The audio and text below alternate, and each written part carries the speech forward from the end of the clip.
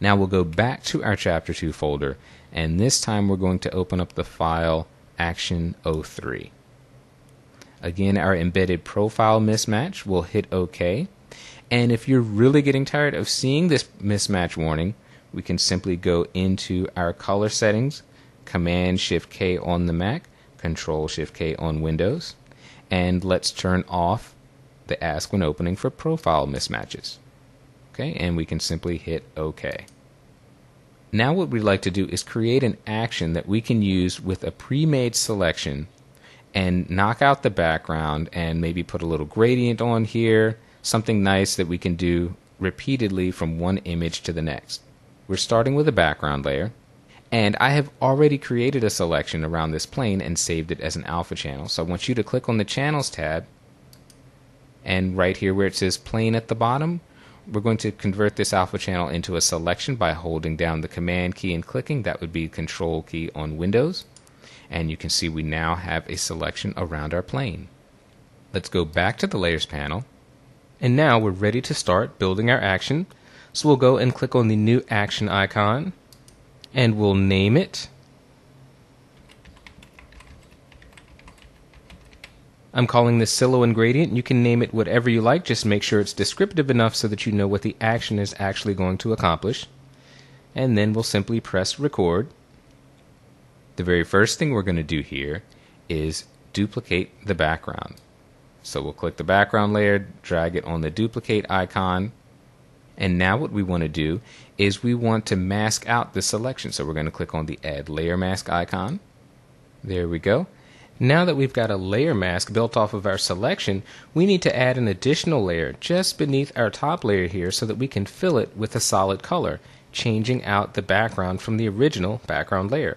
So I'm going to highlight the background layer here to position my new layer correctly, go to the Layer menu, New Fill Layer, and choose Solid Color. We can leave the default Color Fill 1 name and hit OK. And now we're going to choose the color. I'm going to start with something in the blue range, something over here. You could choose any color that you wish. And we'll hit OK. Now what I'd like to do is click on this bottommost layer again. You can see now the plane is silhouetted against that background. We want to add a second color fill here. So we'll click on the background layer and again go to Layer, New Fill Layer, Solid Color. Color Fill 2, we'll leave that default name. And this time let's choose a different color, something maybe in the green realm over about here. And we'll click OK. Now what we'd like to do so that we don't get confused here, we've got two layers named background. We're going to rename that top layer. So what I'm going to do is use the keyboard shortcut to select the topmost layer. And that is Option period on the Mac, Alt period on Windows. Our top layer is selected, and now we're going to go in the Layers panel and choose Layer Properties, and we'll name this Silo, short for silhouette. And there we have it. Our action is complete, so we can stop recording by pressing the stop button. Now, one of the best things about actions is that you can share them with people. And if we're going to share this action with someone else, it would be a great idea to make sure that they know they have to make a selection before they run this action. The action will not work if they don't have an active selection. We can do that simply by inserting what's called a stop. This will give a pop-up warning, and we can insert this stop at the very beginning of our action. So let's click on the very first step in our action, and in the Actions menu, we're going to, in the flyout menu, choose Insert Stop. Now the great thing about stops is that it will throw up a dialog box with a message that we type, and the user will then be able to click and continue after they verify that they're doing what the message tells them to. So let's type something like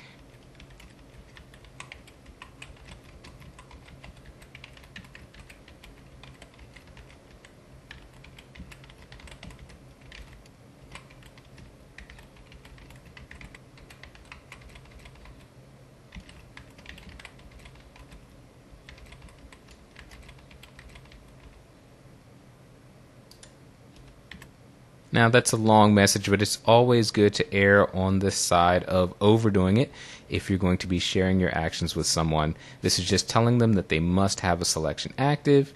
If not, they need to press the stop button and create a selection. Otherwise, they can press continue.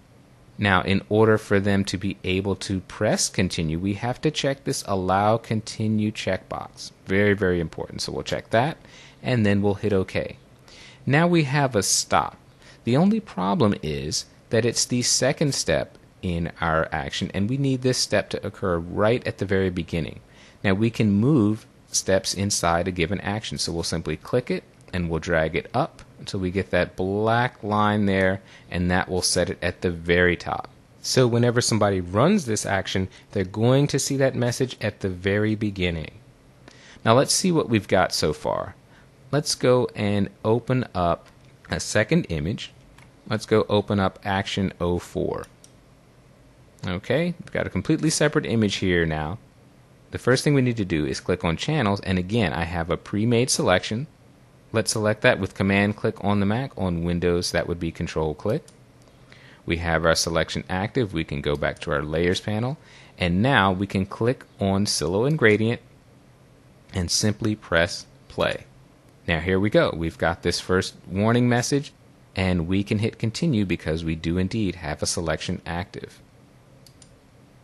And there we go. We've got our background layer. Our top layer now has been labeled Silo. We've got the layer mask on there, and we've got two color fill layers. Now, why did we have two color fill layers here? Well, what I ultimately want to do is put a gradient on this mask to allow these colors to blend in nicely.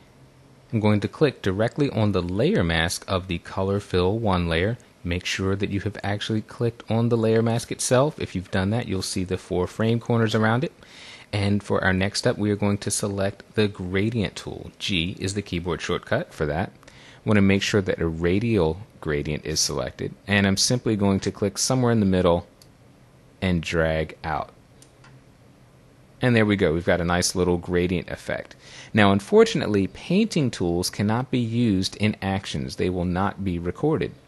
But if we do want someone to create a very similar effect, we can insert another stop with a message telling them what to do. So let's go back to our action here. And at the very end of the action, we want to give them a message that says, hey, place a radial gradient on this file. Now, since we want our stop to be at the end of the document, we can simply highlight the action name. And again, we'll choose Insert Stop. And we'll tell them to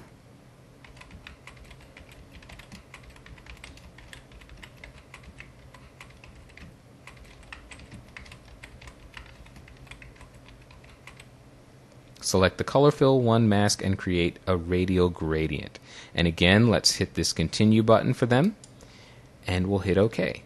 Now we'll have that message show up at the end, and we'll run this action one more time. So let's go to our History panel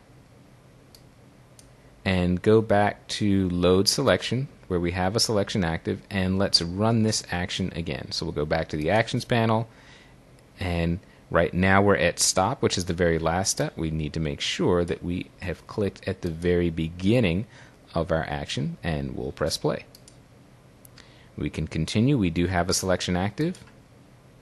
There we go. It's performed all those steps with blinding speed, and again, we have this message now to select the Color Fill 1 mask and create a radial gradient. So we can press continue, and now they know that we want them to do something like this in the image.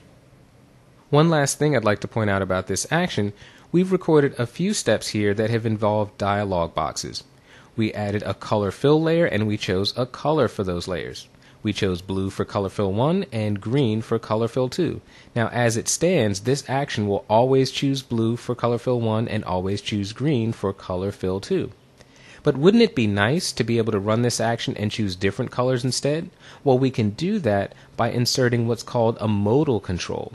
A modal control simply will allow the user to make choices in a dialog box while the action is running. So we need to go down to this Make Fill layer, that's the very first one, and if we click here, this turns on our modal control option here. So if we put a modal control here, and we put a second modal control on our second fill layer, now watch what happens to our action. Again, let's go back to History. We'll go all the way back to Load Selection, back to the Actions panel, and we'll make sure we're at the top. And let's run this again. We'll hit Continue. Now we've got new layer coming up, color fill. Even if we want to leave the name the same, now if we press OK, we have the option to choose a different color. So let's choose something, a red up in there. And again, the same thing for our second layer. So let's hit OK. We get to choose a separate color for that. Let's choose something like a yellow here.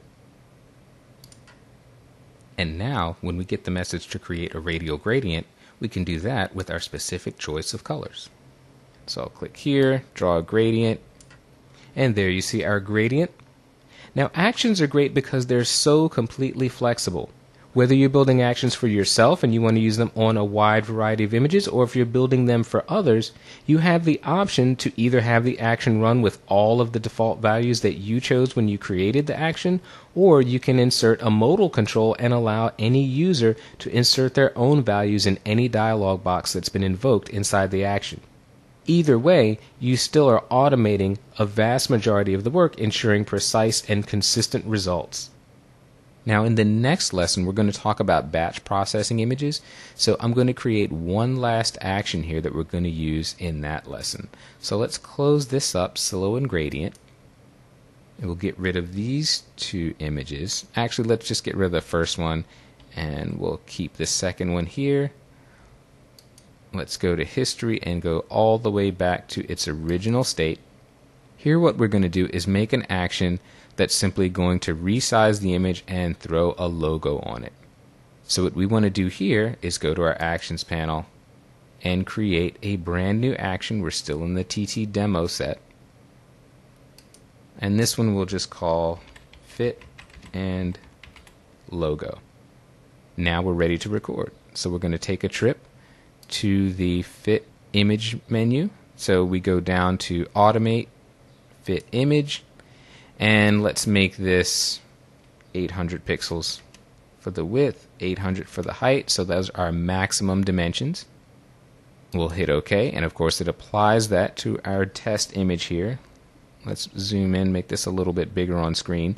Now what we want to do is add a logo on here. So we're going to go to the File menu and go to inside our Chapter 2 folder. I have an Illustrator file that has a logo, a vector logo, so we're going to double click that to open it. We're going to hit OK. And now we've got our logo here. Let's drag it somewhere, say in this upper right corner. And if that looks a little big, we can shrink this down a bit. I'm going to hold the Shift key to constrain the proportion so I don't skew it. And let's move it somewhere over here. And we'll press the return key to commit to that. Now our preferences are set up so that this logo is automatically pulled in as a smart object. We'll cover smart objects in a later lesson. Now our logo is in color, and if you don't want the color of the logo to be conflicting with any colors that may be present in your image, we can easily take the color out of that logo, desaturating it so it appears as a grayscale. And that's very simple to do. So with this logo layer selected, we're going to add a hue saturation layer. We'll move to our adjustments panel, add hue saturation, and let's drag the saturation all the way down to the left. Now the problem, of course, is that this top adjustment layer is affecting both layers. We really want it to be limited only to the layer directly beneath it. And we can do that by creating a clipping mask. So we click on the flyout menu and create clipping mask. And now that hue saturation effect is only being applied to this logo here. Now that we've finished recording, we can press the stop button. And before we leave this lesson, I want to point out something very, very important. Once you've spent the time, energy, and effort creating and saving actions, you should store them in a permanent location. By default, Photoshop stores your actions with its preferences. Now, should your preferences ever become corrupt, requiring you to delete them, your actions will be lost.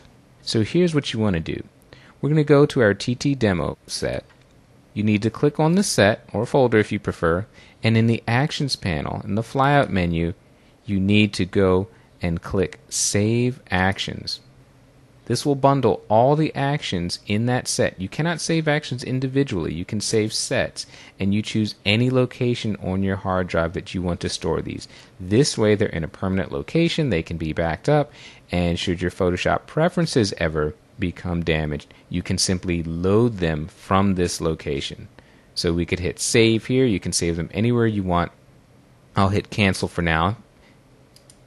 But then you always have these somewhere in your hard drive, and you can call them back up at will by simply going up to the flyout menu and choosing load actions, and you simply navigate to where you save those actions and you're back in business. We'll hit cancel of that, and let's